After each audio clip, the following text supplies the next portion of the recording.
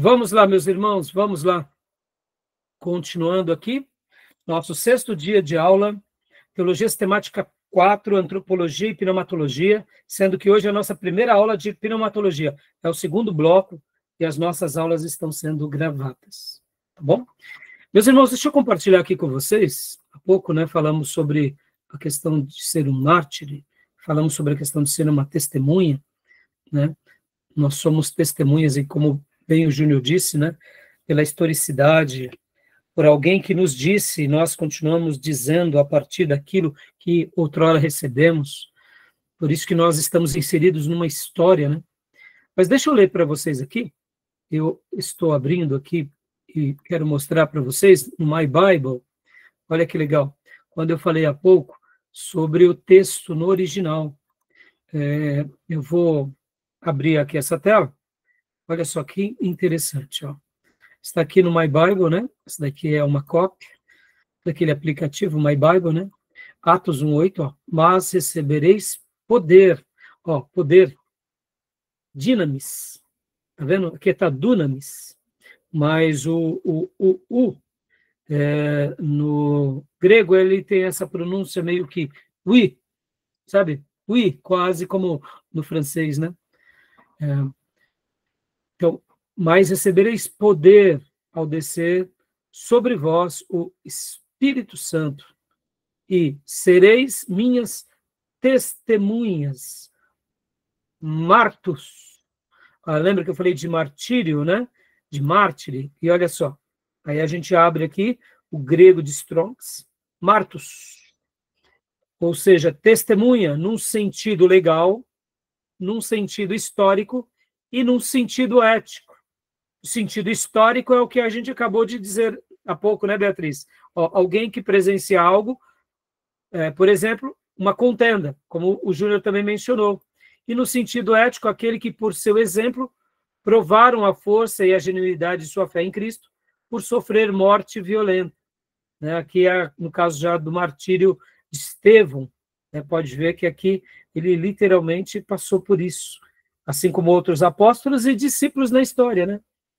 Então, legal, né? Pode ver que essa palavra testemunha está aqui, ó, né? Martos, né?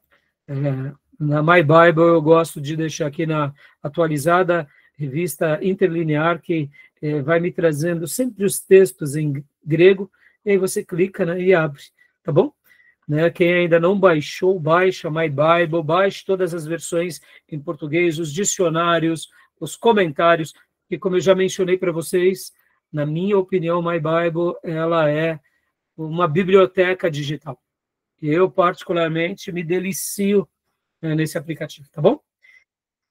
Vamos lá, meus irmãos, continuando nossa aula, então, vimos há pouco, né, o slide sobre o capítulo de número 30, a obra do Espírito Santo.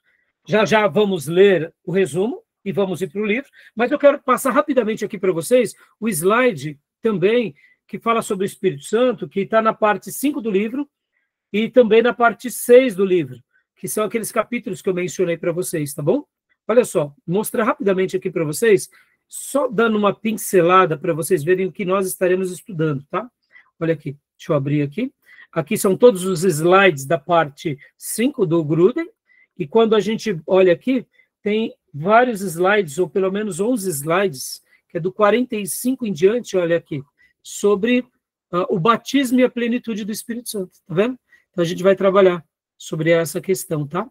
Então, são pelo menos 11 slides aqui sobre o batismo e a plenitude do Espírito Santo. Estou passando rapidamente para vocês. A gente não vai trabalhar hoje, né? Isso será pauta da nossa aula, tá bom? Aí acaba aqui, ó, Perseverança dos Santos, tá? Então, joia. E aí, temos aqui também o outro slide que está na parte de número 6. A mesma coisa, temos ali por volta de 7 slides que a gente vai estar trabalhando, né? Também sobre eles, que é a parte 6, quando fala sobre os dons do Espírito Santo, que é do 49, aqui, deixa eu mostrar para vocês, do 49 ao 55. Esse é o material, né, do livro do Gruden. Quando a gente compra o livro, já vem com todos esses materiais, né, que são muito bons para a gente poder ter um reforço, para a gente poder aprender mais. 49 ao 56, os dons do Espírito Santo, parte 1 e parte 2, tá bom? Então, a gente vai trabalhar, né? Não hoje, mas depois, tá bom? Estou passando rapidamente aqui, só para vocês verem o que a gente vai trabalhar. Maravilha, né, meus irmãos? Então, vamos agora para o resumo da página 26 do resumo do Gruden, tá? Vamos lá. Resumo do Gruden, página 26. Vamos agora trabalhar um pouco. Página 26, a parte 4 do resumo. Vamos ler rapidamente, depois a gente vai voltar para o livro e fazer um debate mais assertivo, tá, meus irmãos? Vamos seguir esse caminho, tá? Outra coisa aqui que eu tenho passado para vocês no grupo de WhatsApp, vocês viram que todo final da aula, no dia seguinte, antes de subirmos as aulas, né, para o podcast, Spotify e para as plataformas do YouTube, eu mando para vocês o quê? Eu mando também para vocês o resumo dessa aula, né? Vocês já chegaram a ler os resumos das aulas? Não? Meus irmãos, leiam os resumos da aula, tá? Leiam, por favor, por favor. Deixa eu assinar aqui algo rapidamente, ó. Quando você tem uma aula e no dia que você teve a aula, você estuda a aula, guarda isso. Isso daqui é uma informação didática valiosíssima. Eu vou trabalhar melhor esses assuntos em Educação Religiosa 1, quando vocês chegarem lá. Educação Religiosa 1, eu vou trabalhar sobre a didática, sobre o ensino. E estamos aqui aprendendo para ensinar. Quando nós temos uma aula como a aula de hoje, eu sei que se torna um pouco mais difícil. Depois da aula nossa, acaba ali, né, depois das 10h30, nossa aula acaba sempre, raramente antes disso, geralmente a gente até estende depois. Então, o que acontece? A gente não vai ter aquela disposição, por causa do cansaço, de estudar. Mas se você conseguisse gastar ali meia hora reprisando a aula, todas essas informações, aula dada, aula estudada. Aula dada, aula estudada. Quando você pratica isso, você teve uma aula e você estuda a aula, essas informações, elas vão para onde? Elas vão para a memória permanente. Chegamos ao ponto de, durante a noite, e aí onde entra uma noite de sono reparadora, essas informações que estão na memória rápida, que é na parte frontal da testa, ela vai para a parte interior do cérebro, né?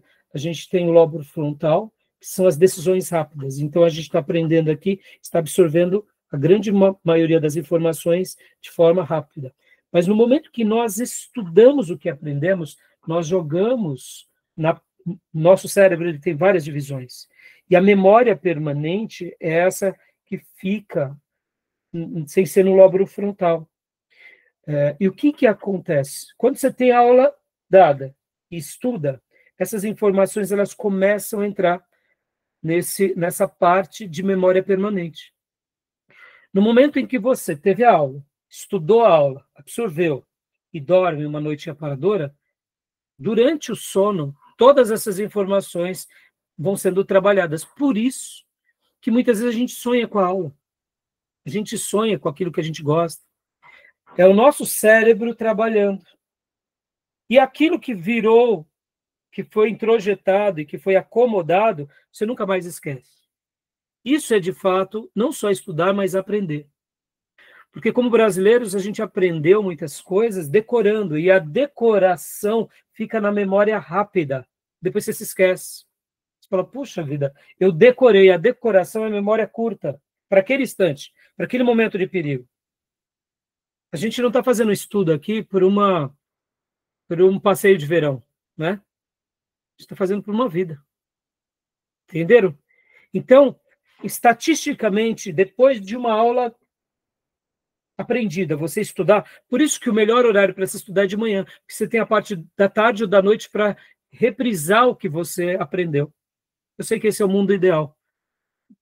Então, estatisticamente, quando você faz isso no dia, tem uma porcentagem absurda, é como se 80% do seu aprendizado ficasse na memória permanente, ou seja, você vai fazer a prova facinho, porque você vai lembrar de tudo. Se você deixa para o dia seguinte, aí já cai, estatisticamente, essa porcentagem. 50% você decora. Aí, a partir do terceiro dia, 30%. Aí, quarto, quinto dia em diante, é como se fosse 20%. Fica na memória permanente. Entendeu? Então, todas as vezes, depois de uma aula, quando eu publicar no grupo de WhatsApp o resumo, apreciem o resumo, porque está sendo gravado aqui pelo Gemini, a nossa aula, e a síntese que eles fazem é fantástica. Eu falo, pelo amor de Deus, eu brinco, né? Eu chamo que a inteligência artificial é o Ivo e a Ana. Eu falo que é o Ivo e a Ana, né? Inteligência artificial. Então, esse Ivo e essa Ana são fantásticos. Eles fazem uma síntese da aula magnífica, né? Então, aí vocês, ao lerem a aula, vocês vão lembrar, inclusive, o que vocês dizem. Tá bom? Fica aí a dica, façam isso e vocês vão ver. Vocês vão fazer a prova facinho. Facinho. Tá bom? E por isso que a gente grava, meus irmãos. Vocês entendem que os recursos visuais, auditivos, percebam, repetição, ouvindo. Eu, por exemplo, meus irmãos, a minha vida toda eu ouvi palestras, assisti vídeos, áudios, e eu amo ouvir mais do que ver. Eu amo ouvir muito mais, eu aprendo demais por ouvir. Aprendo muito em ver, aprendo muito em ler, porque no processo de leitura eu visualizo, eu ouço na mente, e por isso que eu até gosto de ler alto, entendeu? Porque eu me ouço, tá bom? Beleza, meus irmãos? Uma dica aqui, só para acomodar o conhecimento. Então vamos lá para o resumo, rapidinho, agora para a gente trabalhar, porque temos bastante assunto das doutrinas do Espírito Santo. Agora, antes de entrarmos aqui na aula, deixa eu fazer uma pergunta aqui para vocês, meus irmãos. Do Velho Testamento, qual é o personagem ou os personagens que vocês mais amam, que vocês mais admiram? Eu sei que cada um de nós temos alguns, né? Por exemplo, meu filho Lucas, ele ama assim, e ele fala, pai, eu queria ser que nem José do Egito. Para mim, Abraão é grande demais. Ele viu Deus, ele caminhou com Deus, ele falou com Deus. Mas para mim, José do Egito é demais, pai. Meu filho Lucas, né? Ele fala, se eu pudesse ser um pedaço de José, pai. E aí eu falo, filho, para mim, eu amo demais José. Eu tenho alguns personagens do Velho Testamento que eu sou, assim, fascinado, né? Claro, Abraão, José, Daniel, né? Tem alguns... E para os meus irmãos, diga rapidamente, do Velho Testamento, quem é para você o grande personagem que te desafia? Eu amo demais Elias, Eliseu, pelo amor de Deus. A escola dos profetas me apaixona, né? Davi, pelo amor de Deus, o que falar de Davi, de Samuel? Assim, são vários personagens, mas destacam-se alguns para mim, assim. Bom, vocês podem ver, quem me acompanha nas minhas mensagens, notam que tem hora que parece que eu só sei falar sobre alguns personagens, né? Mas diga aí, rapidamente, cada um de vocês, quem no Velho Testamento chama demais a atenção, que tinha uma liderança muito grande para vocês no Velho Testamento? O meu Moisés, pastor. Joia. O meu, Davi e Moisés. Olha aí, joia, Davi e Moisés. Vamos lá, irmã Miriam, Beatriz, irmão Júnior. Abraão, eu gosto de Abraão. Não é uma grande liderança. E Ana. Desculpa, irmã Miriam. Fala de novo, irmã Miriam. Abraão, Uhum. Moisés e Ana. Eu acho muito linda a história de Ana. Joia. Legal. Maravilha. Fala, Bia, agora. Você, filha? Eu gosto da Noemi, eu gosto do Neemias também, eu acho muito bonita a história dele. Glória a Deus. Faltou o Tomé e o Júnior. A linha do Júnior, eu acho que caiu, né? Eu gosto da história a maioria deles, né? Mas eu acho que a de Daniel e José. Daniel e José. José. Nossa, como me apaixono esses dois homens também. Eu sou, assim, apaixonado por eles no que se diz respeito à postura deles, né? Dois servos de Deus que serviram a duas gerações ímpias, mas a luz de Deus aflorou, né? E eles foram profetas em terra estranha. Deus seja louvado, né? Então, joia, joia. Bom, Júnior, não sei, Júnior está aí, Fiote? Não estou vendo ele aqui. Deve ter caído a linha dele, né? Bom, não tem problema. E do Novo Testamento, irmãos, quem é o grande líder que te admira? Agora do Novo Testamento, deixa eu falar primeiro de mim, né? Assim, eu sou apaixonado por João Batista. João Batista, para mim, como se dizem, né? É o cara, com todo respeito. Por quê? Porque, para mim, ele prepara o caminho, sabe? Ele não fez milagre, mas ele tinha uma palavra poderosa, atraiu vidas, corações. E como dissemos há pouco, antes de iniciar aqui a nossa gravação, Deus separou ele para o martírio. E ele estava pronto para aquilo. Né? E com a sua cabeça na bandeja de prata, mesmo mudo e emudecido pela violência de um homem e de uma mulher ímpios, ele ainda continuava pregando, né? Alguém já disse, eu ouvi isso de um pastor pentecostal, não me lembro qual era o nome dele, mas João Batista, na bandeja de prata, continuava pregando seus opositores, porque estava diante deles alguém que estava disposto a morrer pelo seu Cristo. Fantástico, né? Então, para mim, no Novo Testamento, João Batista se destaca. Para mim, assim. E aí vem os apóstolos. Os apóstolos, Pedro e João, para mim, né? E depois Paulo. Mas Paulo é grande demais. Paulo, assim, quando eu olho Paulo está anos-luz. Então, eu gosto de ficar do lado de Pedro e de João, sabe? Eu me sinto mais próximo, assim, da realidade. Mais ainda de Pedro, né? Então, é isso. E para vocês, quem são os grandes líderes do Novo Testamento? Para mim, é Paulo. Joia. Para mim também, Paulo e Timóteo. Apolo também. Olha aí, legal. Mas Paulo é muito engraçado a forma que ele se converteu. Ele achava que era tanta coisa, de repente ele fala, eu não era nada daquilo. A gente chega a rir lendo as coisas dele. Uma hora ele fala que ele é grego, daqui a pouco ele vira e fala que ele é romano, uma expertise assim que você fala, meu Deus. Ele tinha uma habilidade, né, Beatriz? Assim, ele foi muito usado por Deus, né? Muito, muito. Não que ele dissimulava ou mentia, mas ele sabia como persuadir sem quebrar a ética, né? Isso é fantástico. Então, e aí, Tomé? Acho que é consenso, né, Paulo? A história dele é mais chamativa, né, assim, dos apóstolos. Joia. Mas se for pela... Assim, é o que a gente admira, né? Mas se a gente for levar em comparação ao que a gente se inspira, assim, aí muda de figura, né? Talvez já iria pro lado de Pedro, que é mais falho. Né? E você, meu irmão Diego, irmã Miriam? Pastor, eu não tenho como não concordar com os irmãos, né? Mas, assim, no Novo Testamento, tem dois personagens, assim, que me chamam muita atenção, que é José e o Simeão. José, pai de Jesus? José, pai de Jesus, porque por conta de toda a história, né? Tipo, ele não é um personagem que tem tanta visibilidade, porque você vê que nos evangelhos ele só mostra a história no começo, só que ele foi obediente em todas as instruções que o Espírito Santo passou para ele. E Simeão também. Simeão era um sacerdote que esperava somente ver a salvação. E aí, quando ele vê, ele faz aquela declaração que ele faz no livro de Lucas lá. Então, esses dois caras, para mim, no Novo Testamento, são diferenciados. São fora da curva. Joia. Irmã Miriam? É João Batista e Jesus, né? Como sempre, ele está em todas aí, né? E Paulo, e Pedro, Tiago e João. Todos eles.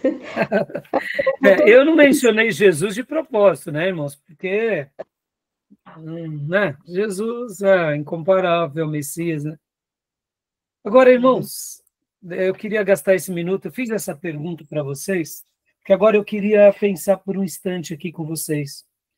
Porque quando a gente fala, né, sobre a liderança, como ontem o Tomé pregou uma linda mensagem sobre a armadura de Deus, e até mesmo o Tomé, quando conjecturou ali, dizendo que Paulo ele deve ter pensado nisso, ele deve ter avaliado. Ou seja, de fato, Paulo ele era uma mente, uma pessoa que pensava. E a gente vai ouvir isso o tempo todo, né? Porque Paulo deve ter dito isso, Paulo deve ter pensado aquilo, Isaías deve ter pensado nisso, ou seja, não está errado essas afirmações. Não estão erradas.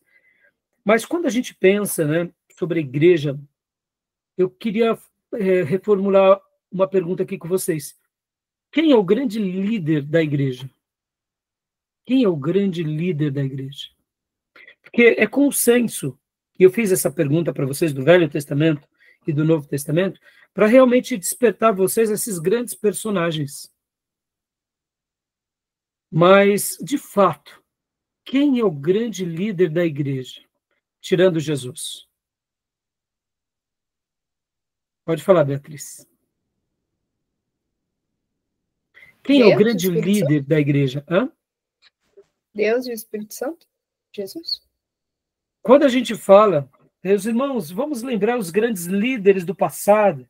A gente lembra de Wesley, de Spurgeon, de George Whitefield, de Calvino, Billy Graham. Nós lembramos dos pré-reformadores, John Knox, Savonarola. Nós lembramos de tantas pessoas, né, na patrística, Era de Ouro, né, na Era dos Mártires. Lembramos da igreja primitiva, de Estevão, primeiro mártir, dos apóstolos. Lembramos de cada um deles, mas eu queria fazer um tributo aqui de gratidão, que ao ler o livro do Hobbes, e ao ler aqui esse livro sobre o capítulo que fala sobre o Espírito Santo, eu aprendi uma coisa tão linda com Hobbes que mudou a minha visão. Mudou mesmo, meus irmãos. Ele fala que o Espírito Santo é o grande líder da igreja primitiva. E quando a gente pensa nisso, muda tudo, né? Porque, de fato, Pedro foi um grande vaso, Paulo, os pais da igreja foram grandes vasos. Na história do cristianismo, nesses 2000 anos, tivemos grandes personalidades. Atualmente, temos grandes expoentes. Mas, vamos lá. Quem é que está trabalhando o tempo todo em nós, nos fazendo contemplar Cristo e a obra de redenção dele, e as doutrinas da obra de redenção? Quem é esse líder invisível que não fala de si, mas fala do Cristo, e que nos aponta as Escrituras?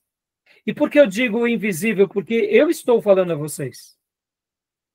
Eu estou ensinando hoje aqui a vocês, juntamente com essas outras obras e com esses outros mestres, aprendendo um pouco deles. Mas percebam, quem foi que instruiu cada um desses irmãos? Teólogos, pais da igreja, apóstolos. Quem foi que segurou pela mão? Quem foi que impulsionou? Quem foi que consolou? E quem foi que até os preparou para o martírio? Porque, como eu disse no meu intervalo, na minha opinião, o martírio não é uma sentença de que Deus está castigando alguém. Não, pelo contrário. São servos de Deus eleitos a dedo por Deus, aonde o próprio Deus, na sua presciência e na sua eternidade, diria algo mais ou menos assim: eu vou estar separando aquele irmão, aquele filho, aquela filha, e vou estar derramando o meu espírito sobre eles, e eles desfrutarão de um poder tão maravilhoso sobre eles, que eles estarão dispostos a sofrer pelo meu nome e até mesmo morrer, mas jamais vão abandonar a minha fé. Logo, ser um mártir é ser um eleito especial para o Senhor por um propósito maravilhoso. Por isso que eu não vejo como castigo, eu vejo como uma eleição, como uma separação. Eu sei que é a coisa mais difícil, porque só quando sofremos por pregar o evangelho e as pessoas já nos ultrajam, já nos caluniam, difamam, é horroroso. Imagina sofrer, apanhar, ou quem sabe ser moído, como muitos foram, tanto na igreja quanto entre os profetas. Mas eu afirmo que esses irmãos foram separados a dedos pelo Espírito Santo de Deus. Agora, quem foi que os capacitou e os ungiu para tal? O Espírito Santo. Então, a Beatriz diz de uma forma maravilhosa, o maior líder da igreja, de fato, é o Espírito Santo. Podem ver que a gente poderia definir assim, que o Pai ele é exaltado na revelação no Velho Testamento. O Filho e o Pai são exaltadíssimos no Novo Testamento, na biografia de Jesus. Pode ver que Jesus é o próprio Filho que começa a ser exaltado, mas ele glorifica o Pai. E aí, depois que ele cumpre toda a obra de redenção, e ressuscita ao terceiro dia, e depois se apresenta à sua igreja, e depois, o 40º dia, é elevado aos céus, logo depois vem quem? Vem o Espírito Santo.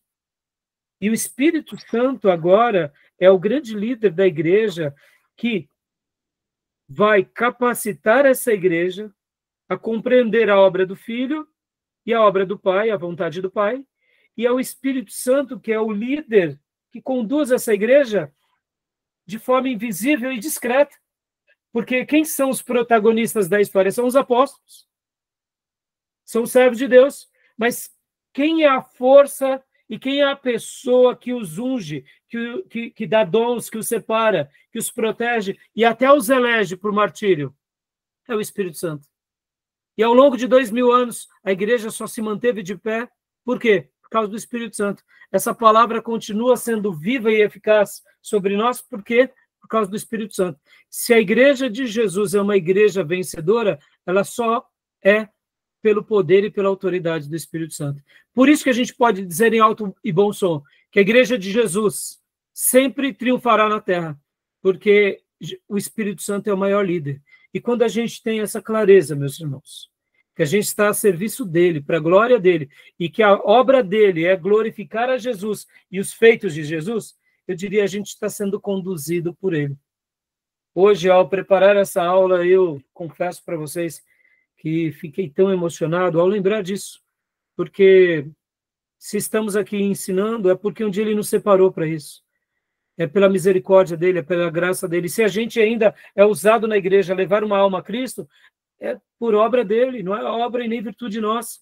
Se a gente batiza alguém, se treinamos alguém, se preparamos alguém para o ministério, se somos usados ali para impor as mãos e ordenar alguém ao ministério, e se prevalecemos na graça e na santidade, é pela virtude do Espírito Santo de Deus. E tolos nos tornamos quando achamos que fazemos a obra de Deus no nosso próprio esforço, nas nossas próprias virtudes. Então, que o maior líder do Novo Testamento seja o seu líder e o meu líder para sempre. Porque não crer nele e não depender dele seria a maior tolice nossa. Mas ao crer nele, ao depender dele, ao aguardar por ele, é por isso que a gente aprende a viver debaixo da dependência dele. E quando a gente entende isso, meus irmãos, a gente vai fazer o ministério segundo a vontade dele. A gente vai fazer a obra segundo o querer dele, não segundo o mundo ou segundo os homens. Porque a igreja é de Jesus. E trabalhamos para o maior líder de todos, que é o Espírito Santo de Deus. Que ele nos ajude também nesse ensino a respeito dele. Tá bom, meus irmãos? Jamais se esqueçam. O maior líder da igreja é o Espírito Santo. Estamos vivendo na dispensação do Espírito Santo, ou como é chamado por Paulo, na plenitude dos gentios. Ou como popularmente conhecemos, nós estamos na era da graça de Deus, ou seja, da manifestação do Espírito Santo entre nós e em nós. Porque é pelo poder do Espírito Santo que agora o Pai, o Filho e o próprio Espírito Santo mora dentro de nós. Amém? Que você jamais se esqueça disso. Tá bom? Amém? Então vamos lá para o resumo. Vamos lá para o resumo. Depois apreciem o capítulo do Hobbes, que é o capítulo do número 5, em que ele fala algo sobre isso e que ele ensina essas verdades. E quando eu li essa frase, aqui no livro do Hobbes, se não me falha a memória, no próprio capítulo 5, eu louvei a Deus e falei, Senhor, obrigado. Não porque eu tinha esquecido, sabe, irmãos, dessa verdade. não é isso. Mas tem vezes que a gente acaba tendo tantas referências, né? Ah, eu quero me tornar que nem fulano, que nem Beltrano, eu quero ser um vaso que nem foi Paulo, que nem foi Pedro. E a gente acaba olhando para as pessoas, mas a gente se esquece. Na realidade, nós só nos tornaremos o máximo do nosso potencial quando a gente se render ao Espírito Santo que nem ele se rendera. Então, não é ser como Paulo, Pedro, João, mas ser o melhor de nós mesmos à disposição de quem? Espírito Santo. E quando eu aprendi isso aqui com meu irmão Robes, eu fiquei tão feliz e tão grato, porque mudou uma chave dentro de mim. Porque eu tenho que ensinar a vocês segundo as vontades do Espírito Santo. Eu tenho que pastorear a igreja segundo a lei de Deus e o Espírito Santo. Porque ele é o meu líder supremo. Logo, se eu faço a obra dele, ele cuidará de mim. E guardem também isso, meus irmãos. Cuidem de Deus e cuidem da obra de Deus, que Deus cuidará de nós. Sejam ousados em Deus. Não tenham medo. Deus vai cuidar de vocês. Não tenham medo. Se entreguem. Porque vocês não estão fazendo para uma pessoa. Trabalhamos para pessoas. Olha aqui, eu estou dando aula para pessoa, não estou dando aula para anjo. Nem anjo. Não é? Mas eu estou a serviço do Espírito Santo. Não é verdade? Por isso que eu tenho que fazer o meu melhor. Estou trabalhando para Jesus. Quando eu prego na igreja, aqueles irmãos que se galfinham, porque, sabe, irmãos, vai ter isso mesmo. Irmãos que se guerreiam, se mordem, é assim. Eu estou trabalhando para o Espírito Santo.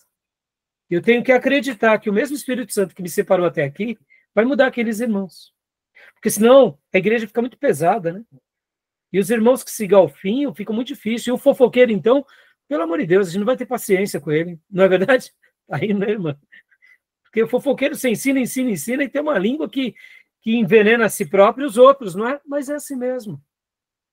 Você tem que entregar nas mãos de Deus, porque ele vai aprender na caminhada. Nós não somos o Espírito Santo. Nós somos canais dele. E assim como ele trabalhou em nós, vai trabalhar naqueles. Amém? Tá bom, meus irmãos? Então vamos aqui para o resumo? Gostaram dessa explanação, meus irmãos? E eu digo assim, com muita humildade, eu aprendi isso com o Robes. Foi a partir de uma frase do livro do nosso irmão Robes, que os fundamentos da nossa fé sobre o Espírito Santo, que isso mudou uma chave dentro de mim. E como é bom depender do Espírito Santo, sabe, irmãos? Me permitam ser um pouco mais prolixo. Tem vezes que a gente está no ministério e estamos passando tantos momentos difíceis que a gente humanamente pensa, eu vou jogar a toalha. Mas aí quando nós lembramos que nós estamos a serviço de Deus, Pai, Deus, Filhos e do Espírito Santo, e o Espírito Santo vai nos ajudar, a gente tem coragem de jogar a toalha. Por quê? Porque ele vai nos ajudar a passar. Ele vai reverter a história. Ele vai redesenhar as coisas. Por quê? Porque a igreja é de Deus. Nós não temos uma igreja, servimos uma igreja. E nós não estamos ali na força do nosso braço. Nós estamos ali na direção do Espírito Santo. Por isso que é nessa hora que a gente se esconde debaixo das mãos poderosas de Deus e segue a orientação dele segundo a palavra e ele faz o milagre. E aí nós o glorificamos. Se a gente joga a toalha, a gente não desfruta do poder sobrenatural. Mas no momento que a gente se humilha debaixo da poderosa mão de Deus e a gente busca ele de todo o coração, ele nos exalta. E aquele quadro não nos destrói, pelo contrário, nos aperfeiçoa. Amém? Então recebam essa palavra, tá? Então vamos lá, resumo. Compartilhar com vocês o resumo da parte 4, que fala sobre o Espírito Santo. Pode ver, as doutrinas de Cristo e do Espírito Santo. Então vamos lá. As doutrinas do Espírito Santo. Ó. As obras do Espírito Santo, página 26. Vamos lá para página 26.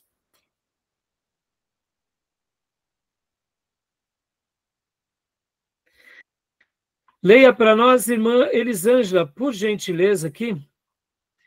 Obra do Espírito Santo. Por favor, vamos fazer uma leitura rápida para a gente voltar para o livro-texto depois de debater cada um desses assuntos com mais profundidade.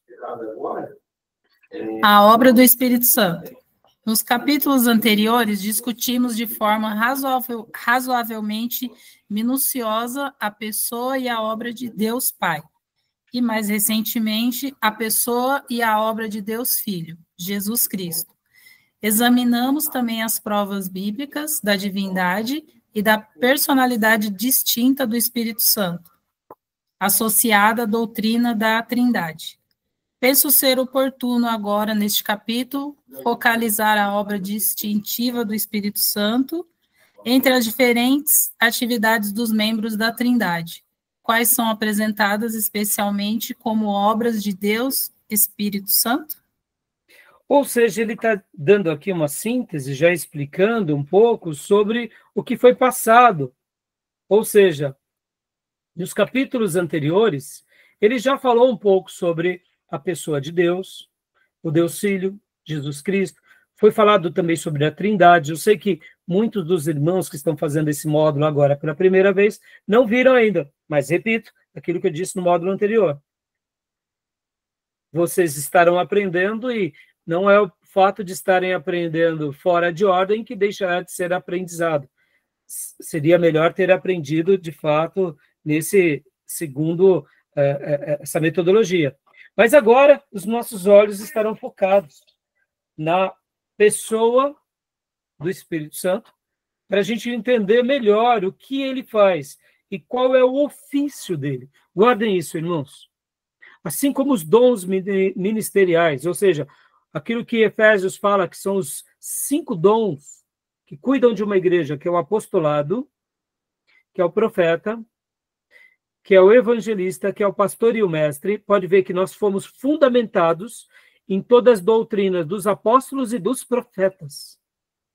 A nossa fé está baseada na doutrina apostólica, mas também nos escritos dos profetas, do Novo Testamento e do Velho Testamento. Logo, quem são os dons que lideram uma igreja local?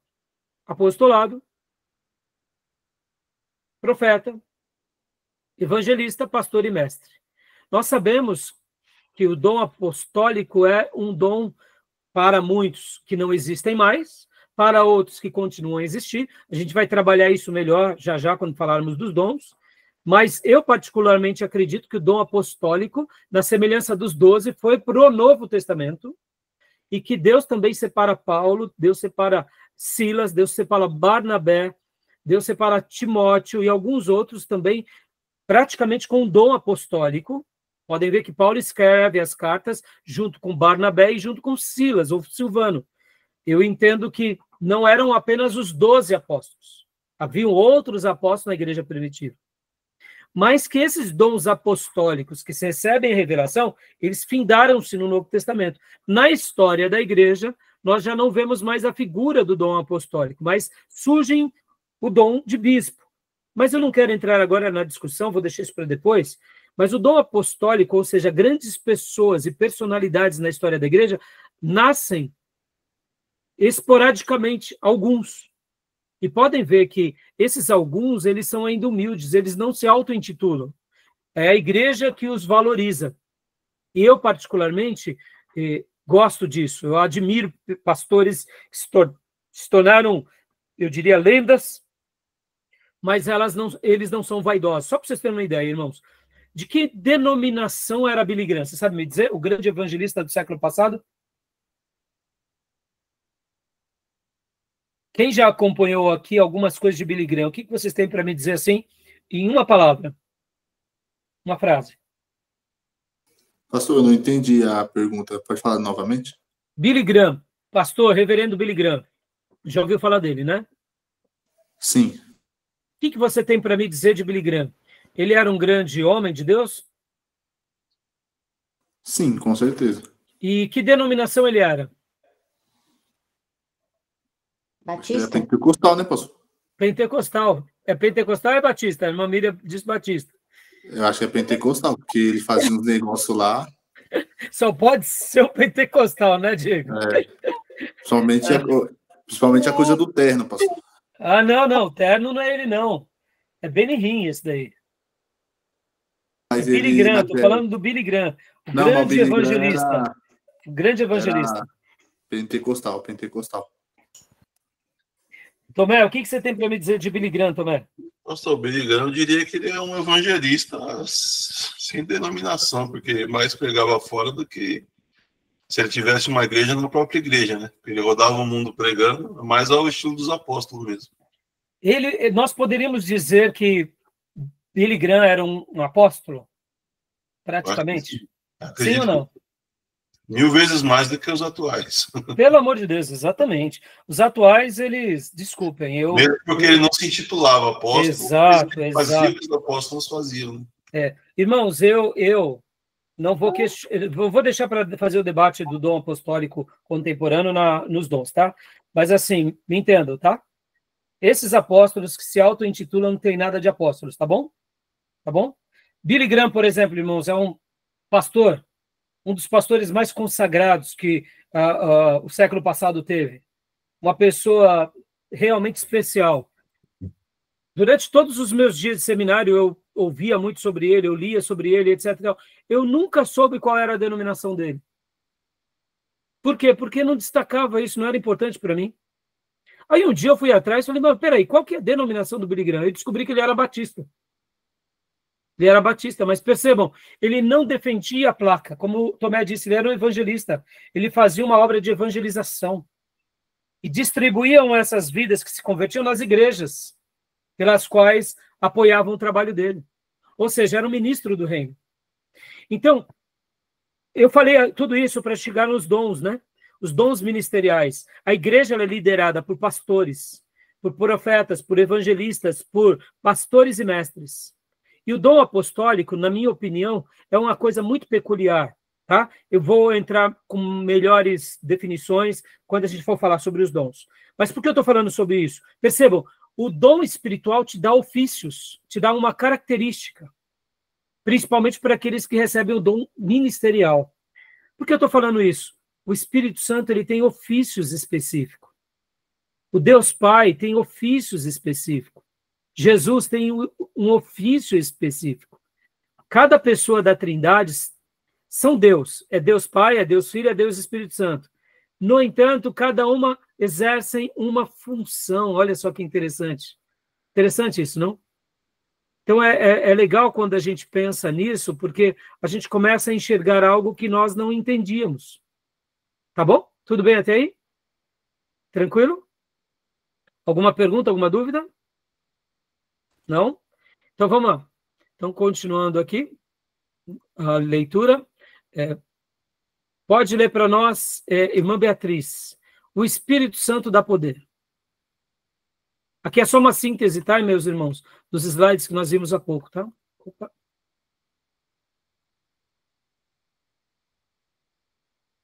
Deixa eu mudar por aqui, que aqui é mais fácil.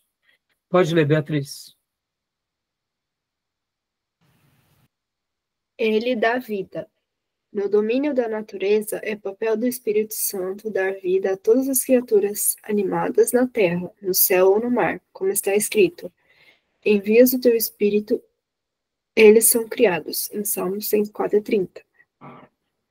E no sentido inverso, se Deus, para si recolhesse o seu Espírito e o seu corpo, toda a carne juntamente expiraria e o homem voltaria para o pó. Em João 34, versículo 14 e 15. Vemos aqui o papel do Espírito Santo, dando e sustentando a vida humana e animal. Continua? Tá até agora, só um segundo. O Espírito Santo, ele nos concede vida. Os irmãos, abram o livro-texto na página 530, que fala sobre a obra do Espírito Santo. Por gentileza, né?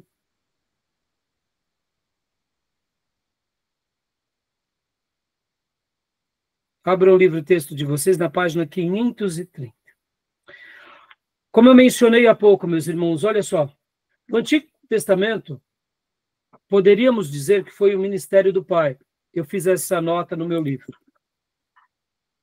O Novo Testamento, em especial o nascimento, vida, obra, morte, ressurreição e ascensão, chamo de ministério do Filho, ou ministério do Messias e Cristo. E gosto de chamar de ministério do Espírito Santo o que conhecemos como a era da graça ou era dos gentios, sendo aquele período pelo qual, lá em Pentecoste, o Espírito Santo foi derramado sobre a igreja. Então, eu gosto de dividir os ofícios de Deus Pai, de Deus Filho e de Deus Espírito Santo dessa forma. Por quê, meus irmãos? Olha só, voltando um pouquinho aqui ao texto que lemos há pouco, né? Aqui. Voltando um pouquinho a esse texto aqui. A obra do Espírito Santo. Por que eu estou falando tudo isso com vocês? Vou usar agora aqui o livro de Atos para ilustrar um pouco isso. Eu não sei se você sabe, vocês vão aprender, aqueles que ainda não sabem vão aprender na matéria de introdução. A maioria dos livros bíblicos, quando foram escritos, eles não tinham um título. Por exemplo, Gênesis. Para nós, o primeiro livro de Moisés é chamado de Gênesis. Por quê? Porque eles pegam a primeira palavra, no caso, né, do hebraico, e ali eles intitulam o livro. Mas quando Deus deu o primeiro livro, que é o livro de Gênesis, que é o nosso livro de Gênesis, para Moisés, não tinha lá o cabeçalho, livro de Gênesis. Está entendendo? Era só, no princípio, criou Deus o céu e a terra. Essa palavra no princípio, de fato, no hebraico é Bereshit. E Bereshit significa no princípio, criação. Então, Gênesis é no princípio de todas as coisas. Seria uma transliteração a palavra Gênesis. Então, o que acontece? Quando nós temos na nossa Bíblia o livro de Atos, como nós chamamos? Atos dos Apóstolos, não é? Mas alguém já disse que eu me lembro que o meu professor Luiz Henrique, no seminário, ao nos ensinar na aula de bibliologia, ele falou algo fantástico. Ele falou assim, o melhor título não seria Atos dos Apóstolos. O melhor título seria Atos do Espírito Santo na vida dos apóstolos. Porque não foi isso que aconteceu? Foi isso. Os apóstolos só se tornaram aqueles leões que rugem. Guardem essa frase. Os apóstolos só se tornaram ovelhas que rugem, ou melhor, ovelhas que rugem. Todos nós somos ovelhas. Nós temos um supremo pastor. Não é assim? Eu sou pastor Raimundo pelo ofício de conduzir um rebanho provisoriamente, porque a Igreja Batista Missionária vai ficar para a posteridade e eu quero só deixar um legado. Porque eu não serei pastor para sempre ali, até porque vou morrer. Eu espero parar aos meus 90 anos, mas até lá eu quero continuar trabalhando, mas a igreja fica, não é? Se Deus me permitir. Por quê? Porque sou uma ovelha. Ele é o supremo pastor. Mas os dons que Deus nos dá, principalmente o dom pastoral, é uma ovelha que de repente tem face de ovelha, que agora ela recebe um rosto de homem. Ou quem sabe do filho do homem, ou quem sabe de leão. Pode ver que o pastor, ele é a ovelhinha que ruge. Não é assim? A gente ruge um pouquinho, lembrando, né, um pouco o leão. Não porque sejamos alguma coisa, mas porque o leão da tribo de Judá nos inspira e nos concede graça. Então a gente destaca, dentro das ovelhinhas, o pastor é uma ovelha que agora recebe um semblante ou de homem ou um semblante de leão, e fala com autoridade às demais ovelhas. Fala do quê? Fala do Cristo e da obra de Deus, não é assim? E conduz aos pastos verdejantes e às águas tranquilas, que aqui está os pastos verdejantes e água tranquila, que é a palavra de Deus e a presença de Deus. Então, por que eu estou falando tudo isso? Porque o livro de Atos, na realidade, aqueles apóstolos que estavam ali com medo, trancafiados, pode ver que Jesus vai até eles, não é assim? Depois que eles recebem o Espírito Santo, eles se tornam o quê? Leões que rugem. E Pedro, o grande leão entre todos. E ali naquela mensagem de Pentecoste ganha 3.000. E a igreja, passado algum tempo, já tinha mais de 5.000. Percebam, agora o que acontece com aquela igreja depois do Espírito Santo? É uma nova igreja. Então, por isso que eu digo que o Antigo Testamento foi o ministério em que o Pai se revela.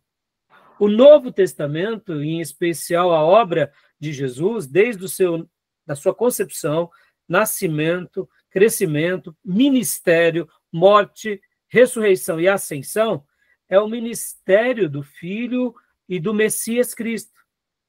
E o ministério do Espírito Santo se dá no Pentecoste até hoje, até quando Jesus voltar, até o ressoar da última trombeta. Estamos no ministério do Espírito Santo. E o livro de Atos dos Apóstolos, ele não tem, se você pegar agora, vamos lá rapidamente fazer essa lição de casa. Abra a Bíblia de vocês no último capítulo de Atos, no último capítulo de Atos dos Apóstolos, que é o capítulo de número 28. E no último versículo, olha só que interessante, Atos 28, o último versículo, deixa eu compartilhar com vocês.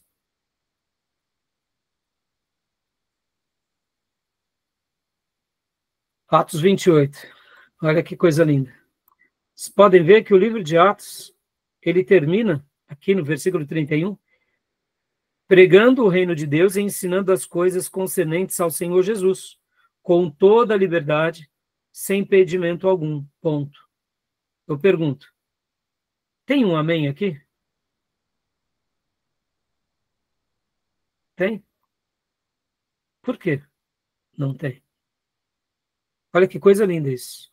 Porque essa mesma obra que começa com os apóstolos, como revelação para com os apóstolos, mas como igreja continua até os nossos dias.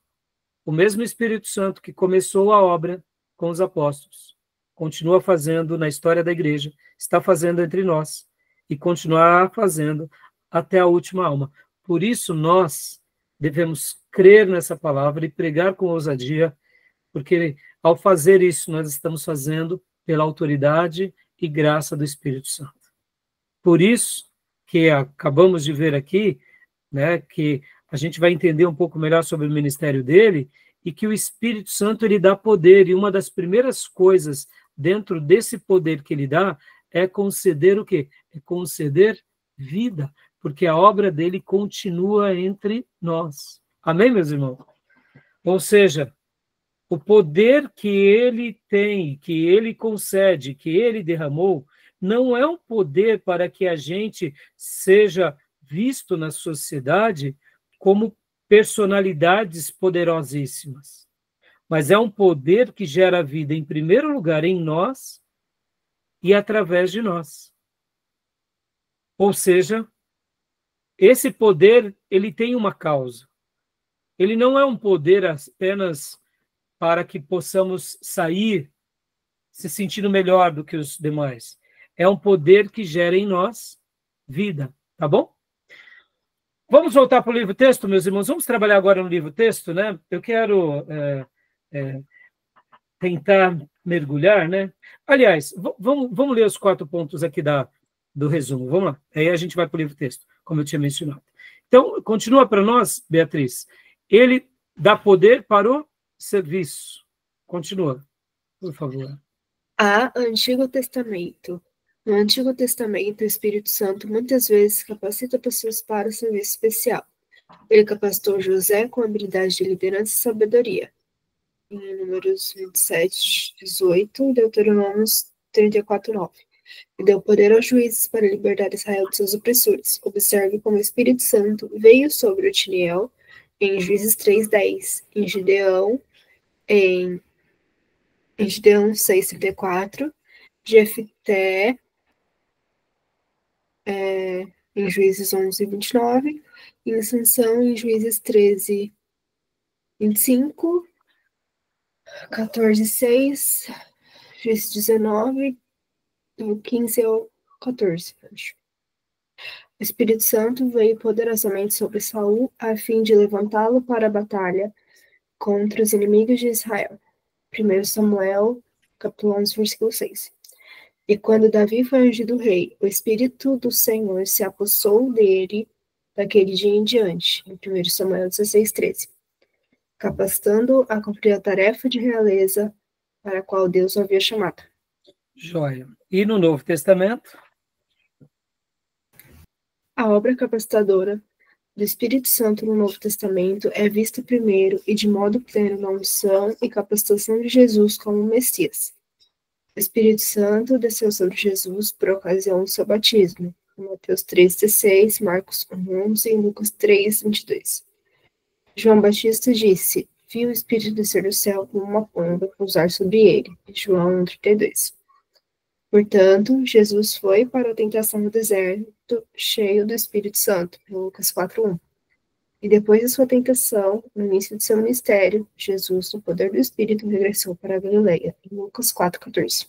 Joia. Então, eu li aqui, meus irmãos, essas duas partes, né? Principalmente aqui, ó, o Espírito Santo, ele dá vida, e depois ele dá poder para o serviço. E aí vemos no Antigo Testamento e no Novo Testamento. Vamos parar aqui no resumo, e agora vamos para o livro-texto, meus irmãos. Vamos lá para o livro-texto, tá? Então, abram a página dos irmãos, no capítulo 30, né? O livro-texto dos irmãos, capítulo 30. Vamos agora trabalhar um pouco no capítulo 30. Eu quero agora estar aqui com os irmãos do capítulo 30. Vamos lá. Joia? Capítulo 30. Abriram? Joia. Só um segundo.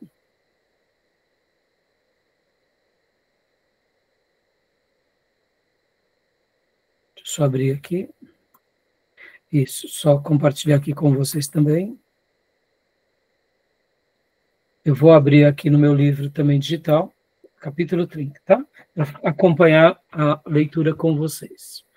Mas abram aí o livro, vamos trabalhar agora nessas páginas. Irmãos, percebam, hoje nós gastamos aqui tanto tempo, né? Falando sobre o Espírito Santo, falando sobre ele, mas todas essas falas não são apenas palavras, né? Eu trouxe a vocês aqui bastante informações, e essas informações são conceitos, são pérolas, né? Que a gente tem que se apropriar dessas verdades, porque eu, inclusive, antes de ler o livro-texto, deixa eu abrir aqui com vocês também, o livro do Gruden, o livro que o nosso querido irmão Tomé providenciou para nós. Se você puder, abra aí o seu livro do Gruden, né? Os Fundamentos da Nossa Fé. Está aqui, onde está? Hobbes. Do Hobbes, desculpa.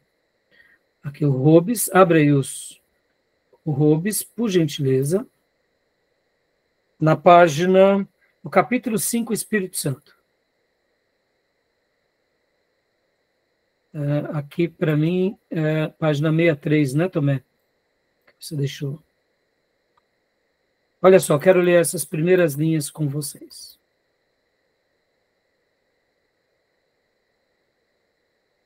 Deixa eu só aumentar a letra aqui. Como eu disse, irmãos, todas essas palavras não são palavras apenas a mais, né?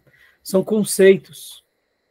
Como eu disse para vocês, são pensamentos em que, quando nós nos apropriamos dessas verdades, muda tudo na nossa vida. Deixa eu abrir o meu coração aqui para vocês, irmãos. Hoje, enquanto eu preparava minha aula, eu fiquei muito emocionado. Por quê? Porque muitas vezes na nossa vida, nós fazemos escolhas para Deus. Não foi assim na nossa conversão? Eu vou te seguir, Jesus. Custe o que custar, não é assim?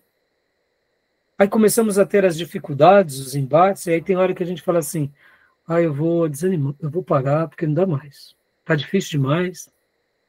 Aí a gente começa a pensar, fala assim, tá bom, tá, eu paro. Eu vou voltar lá para o pecado. Tá, e daí? Onde vai minha alma?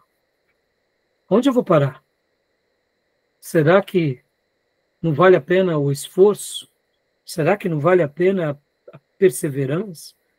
E aí a gente faz das palavras de Pedro as nossas. Mas tá bom, para onde eu vou? Se só Jesus tem palavras de vida eterna. Ou seja, tá Tá difícil, a tentação tá grande. Tá, mas eu vou trocar Jesus por aquele pecado?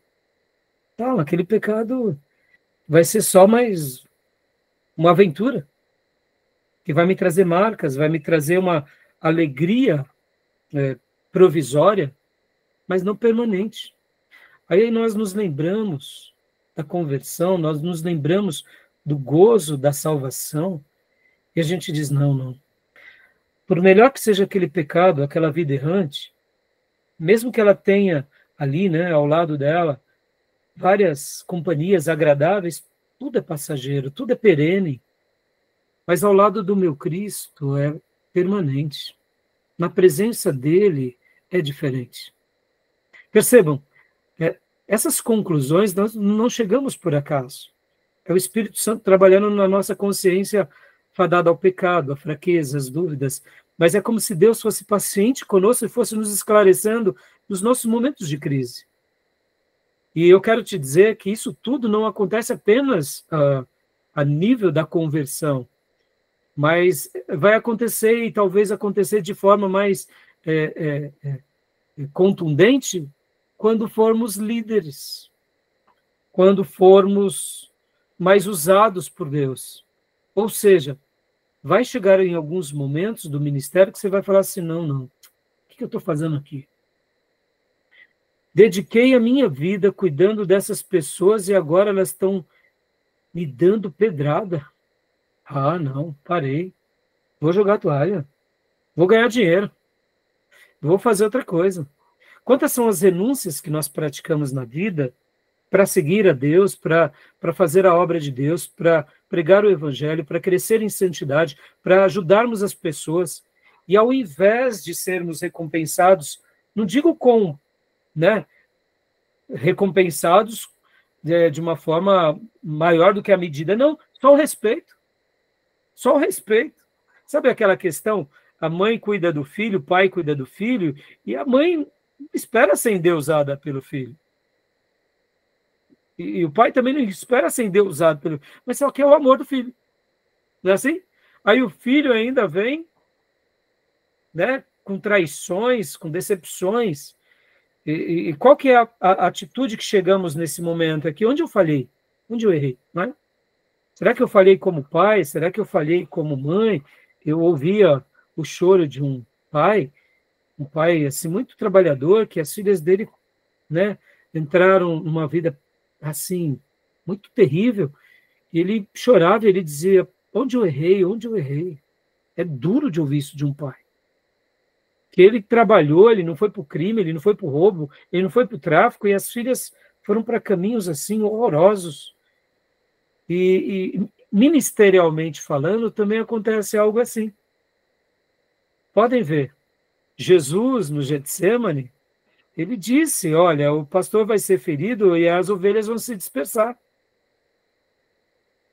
E Jesus não entrou em crise. Ele estava firmado na palavra. Mas essa realidade aconteceu com o mestre e acontece conosco. Na igreja, assim como na vida pessoal a gente vai ter crises, na igreja a gente vai ter crises. Vamos ter discórdias, vamos ter opiniões contrárias, vamos ter irmãos que não vão mais pensar como nós. Podem ver que Paulo, por exemplo, quando ele estava preso lá em Roma, quando ele escreve, principalmente ali aos Filipenses e as demais cartas, ele fala assim, olha, ninguém veio me ver. Pode ver, ninguém veio me ver. O que Paulo estava falando? Vocês não falam que eu sou querido, que eu sou amado, que eu sou o grande apóstolo? Agora eu estou aqui precisando de apoio, e onde estão vocês? E a gente está falando de Paulo, meus irmãos? A gente não está falando de qualquer um. Dizem que Paulo ele é o grande discípulo, depois de Jesus, é o maior discípulo de todos os tempos. O maior discípulo, o maior evangelista, o maior apóstolo, aquele que ganhou mais almas para Cristo. E Paulo, ele teve dissabores. Pode ver que teve Alexandre o Latoeiro, que saía falando poucas e boas de Paulo. E Paulo, inclusive, faz algumas recomendações duríssimas a Alexandre o Latoeiro. Ou seja, nos momentos de crise, a gente vai ter vontade de parar. Mas por que a gente não vai parar, meus irmãos? Porque o Espírito Santo vai nos ajudar. O Espírito Santo vai nos socorrer. O Espírito Santo vai fazer aquilo que ele faz de forma silenciosa e maravilhosa, que é gerar vida dentro da gente. Ou seja, quando tudo der errado, mesmo assim, ele vai poder nos consolar no meio daquele caos. E ele vai poder sussurrar em nós algumas lições, ou quem sabe, nem palavras ele sussurrará, mas ele vai dizer, olha, eu estou do teu lado. Se mantenha firme. Eu vou te ajudar. E por que eu estou dizendo isso? É comum ouvirmos entre os pastores as dificuldades do ministério, os dissabores do ministério. Mas é maravilhoso quando, no meio de tudo isso, a gente aprende com o Espírito Santo. Por quê? Porque ele continua trabalhando entre nós, e nós estamos na dispensação do Espírito Santo de Deus. Nós não estamos aqui sobre a tutela da Igreja Batista, sobre a tutela de uma teologia ortodoxa, sobre a tutela de uma doutrina histórica, reformada. Nós estamos debaixo da tutela do Supremo Líder, que é o Espírito Santo de Deus, que nunca falhou e nunca falhará. E ele vai nos ajudar. É claro que a denominação, os pastores, os mestres, os amigos são maravilhosos, mas quando tudo der errado, o Espírito Santo estará ali do nosso lado, nos consolando também, tá bom? E eu quero ler aqui com vocês algumas linhas, agora antes de irmos para o livro texto, que é as linhas do Hobbes, os fundamentos da nossa fé, né? Diego, leia para nós aqui essas linhas, ó, capítulo 5, Espírito Santo. Pode ler, desde o versículo aqui em diante. Espírito Santo, mas aquele Consolador, o Espírito Santo, que o Pai enviará em meu nome, esse vos ensinará todas as coisas, e vos fará lembrar de tudo quanto vos tenho dito. João 14, 26. O Espírito Santo é a terceira pessoa da Trindade. Como Deus, o Pai é a primeira. Se revelou na forma humana.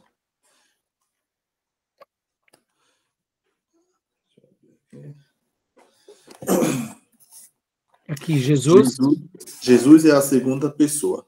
Assim também se revelou na forma espiritual como o Espírito Santo, a terceira pessoa.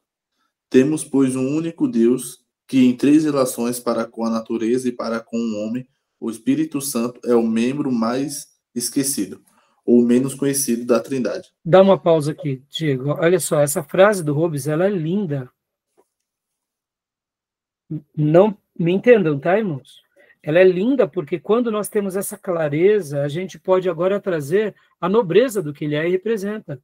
Porque, de fato, o próprio Jesus destaca e nos apresenta agora a Deus como Pai.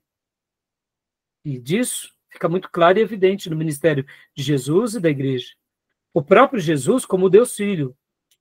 Mas o Espírito Santo é o membro da Trindade, ou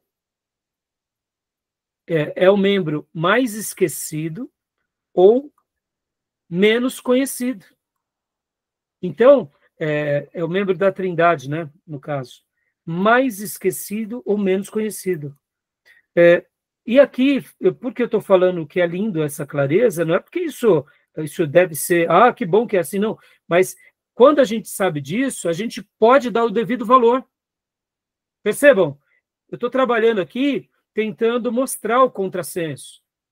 Se ele foi esquecido, perceba, olha o perigo, e tudo bem, aqui ele vai dar algumas explicações do porquê isso acontece. Eu não estou querendo aqui dizer que essa frase está correta, eu estou querendo aqui realçar, porque na hora que eu esqueço que ele é esse líder que deve ser prestigiado, aí as personalidades começam a ganhar protagonismo. Pode ver que a igreja romana nasce logo depois da figura do bispado. E o Papa vem dessa figura. É dali que depois vem quem? O destaque da igreja, ou daquela igreja romana, que é considerada a única igreja verdadeira, que é o católico apostólico romano. No momento que eu se esqueço do líder supremo, eu tenho que exaltar pessoas, ou quem sabe instituições. E nós, protestantes, não corremos o mesmo risco? Claro que sim. No momento que eu se esqueço do Espírito Santo, ou que eu não o conheço, eu destaco a minha denominação. eu destaco os meus pastores, as grandes personalidades. Mas eu esqueço que essas grandes personalidades só são alguma coisa enquanto estão vivendo a vontade do Espírito Santo. E aqui fica a minha fala, né, para destacar isso, né? Há 6 motivos que explicam tal esquecimento, né? Então, pode ler de novo, Diego? Esse aqui. E só leia as primeiras frases, tá, Diego? Por favor. 1. Difícil de se entender a doutrina do Espírito Santo. Então, só que para a gente ir um pouco rápido, eu sei que vocês terão que ler, mas então, primeiro motivo é porque é difícil de se entender. Tem que gastar tempo. Você não consegue entender ele sem gastar tempo com ele ou com a revelação dele, que é a Bíblia. Tem que gastar. Pastor, mas por que Deus deixou assim de propósito? Deus deixou de propósito para despertar em nós esse interesse. Sem esse interesse, a gente não vai a ele. Ah, pastor, mas eu sou a igreja de Jesus, eu estou na graça. Lembram de Paulo, quando ele foi aos Efésios, em que ele faz a pergunta, vocês conhecem em que batismo vocês foram batizados? No batismo de Jesus? E os Efésios disseram o quê? Lá em Atos. Lembram dessa passagem? No batismo de João, eles falaram? Exato, Beatriz. Não, nós fomos só batizados no batismo de João, ou seja, a mensagem de Jesus, que já tinha... Olha só, olha a questão quântica. Eles não tinham ouvido de Jesus, e nem sabiam da obra de Jesus, ou do batismo, né, de Jesus, e dos ensinos de Jesus. E sobre o Espírito Santo? Aí pronto, aí que eu falo, Espírito Santo, o que é isso? E aí eles entendem toda a obra de redenção, e ali Paulo os batiza em nome de Jesus, em nome do Pai, do Filho e do Espírito Santo. E aí logo depois ora por eles, eles recebem também quem? O Espírito Santo. Percebam? Se a gente não gastar tempo, a gente não vai aprender dele. Deus deixou assim de propósito, irmãos, para despertar o nosso coração. Segundo motivo, vou passar aqui rapidinho, leia para nós, Diego. Segundo motivo, aqui, ó. Segundo. Aqui. Pode ler, Diego. Não, está bloqueado. O Espírito Santo é colocado como terceiro na Trindade. Primeiro o Pai, segundo o Filho e terceiro o Espírito Santo. Pode continuar lendo essa frase, porque é importante. Assim, inadvertidamente, o relegamos a um lugar de menor importância. Ou seja, é a gente mesmo que faz isso. Aí eu te pergunto, tá certo isso? Claro que não. Vamos lá. Lembra que eu falei que Atos dos Apóstolos, a melhor definição do título do livro é Atos do Espírito Santo na vida dos apóstolos? E Atos dos Apóstolos não tem um amém, porque o Espírito Santo continua sendo líder, ele continua escrevendo a sua história. Tá bom? Joia? E 3. Leia para nós, Diego. Há também em nós a tendência de nos referirmos ao Espírito Santo como a ele. It no inglês. Pode concluir aqui. E tratar uma pessoa pelo menos tratar uma pessoa, pelo menos no inglês. Por it, pronome pessoal neutro no inglês. É fazer do Espírito Santo uma coisa inexistente. Ou seja, assim como temos, né, esse pronome no inglês e tratamos como uma coisa a mais, tratamos ele como uma coisa a mais só porque não o vemos. Mas a Bíblia o apresenta como uma pessoa. E por isso que eu fiz questão do início dessa aula de mostrar quem é o maior líder da igreja. É ele. Sem ele, a gente não faria nada. Sem o poder dele, sem a virtude dele. Mal compreenderíamos a obra de Jesus em nós. Porque foi ele quem nos convenceu do pecado, da justiça e do juízo. Pode ler para nós aqui, Diego, também? 4 em diante. Excessos emocionais de alguns tendem a desmoralizar o Espírito Santo. Desculpa. Pode continuar lendo. Ou seja, né?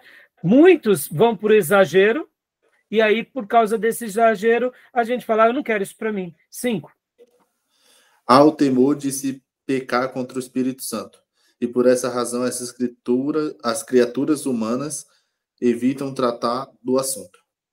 É um outro ponto. E o sexto ponto? O emprego pela tradução do rei Tiago King James, do vocábulo Holy Ghost, não é nada feliz, para significar o Espírito Santo, no ano de 1611 de nossa era. O vocábulo em inglês Ghost significa espírito. Hoje, porém, é empregado em geral para significar o espírito de pessoa morta ou fantasma. Ou seja, né, as pessoas acabam tendo essa ideia errada, mas essa ideia errada deve ser substituída, tá bom, meus irmãos? Então, fiz questão de ler isso, eu sei que nosso segundo bloco aqui ficou um pouquinho mais longo, mas eu queria deixar essa centelha no coração de vocês, tá bom? Vamos fechar aqui, para a gente ir para o último bloco, faremos um bloquinho mais curtinho, tudo bem? Tranquilo? Alguma pergunta, alguma dúvida? Pastor, só ressaltar uma coisa aqui, que o que o senhor falou ali no começo ali, sobre Paulo, quando ele chega em Éfeso, no capítulo 19, ele pergunta sobre o Espírito Santo. E não sobre o batismo de Jesus. Ah, obrigado. É exato. Ele pergunta sobre o Espírito Santo, aí eles falam que não sabe, aí Paulo vai e pergunta, em que batismo vocês foram batizados? No de João. No de João. Exato, obrigado, é isso. Obrigado, filho. Exato, obrigado aí pela lembrança, tá bom? Então, meus irmãos, olha só as últimas palavras aqui do nosso irmão Robes, ó. Por negligenciarem o Espírito Santo, os cristãos se têm prejudicado bastante no que respeita à perda do seu poder espiritual. Portanto, é importante que os cristãos todos conheçam bem este assunto, tá bom? E vamos continuar mergulhando nesse tema, beleza? Então, podemos parar? Alguma pergunta, alguma dúvida? Não? Então vamos parar.